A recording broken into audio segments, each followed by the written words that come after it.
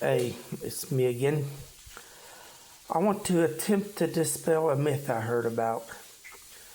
Recording your church service is not about being fancy.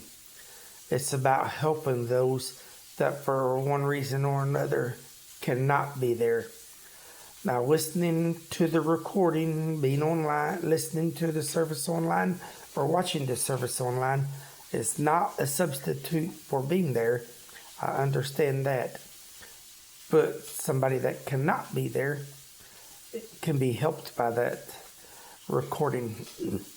For example, I got to work tonight, so cannot make it to midweek service. Thankfully, I was able to go to this past Sunday service.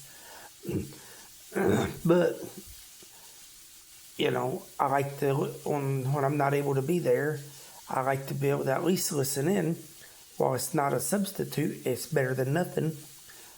And if I'm having a bad day at work, then I've already listened to everything at my church. Sometimes I'll hunt down something else. Sometimes I'd like to find a good preacher that sounds a bit like I do, talks like some of the people I grew up around. But it's hard to find that. Really hard to find that. And I asked somebody about that once, and the person claimed that their responses were not into that fancy stuff.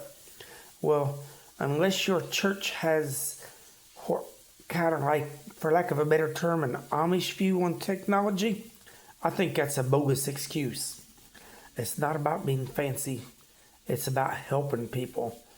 And we never know who we can help by recording our services. The ones that are okay to record. I understand that the church sometimes has to take care of certain business matters, and some things are not meant to go out in public.